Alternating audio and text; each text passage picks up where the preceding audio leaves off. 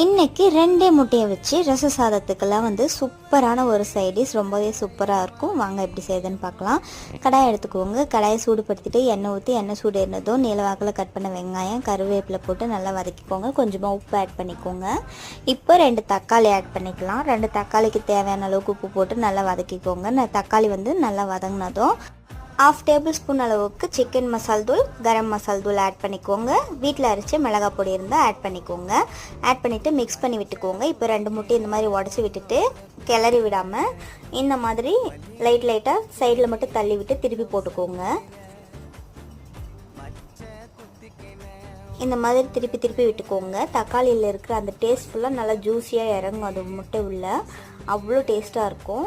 இப்போது ஃபைனலாக வந்து பெப்பர் பொடி ஆட் பண்ணணும். நான் அந்த வீடியோ வந்து பெப்பர் போடும்போது எடுக்க மறந்துட்டேன். நல்லா பெப்பர் வந்து ஜாஸ்தி தூவி விட்டு மடித்து விட்டு இறக்கணுன்னா சூப்பரான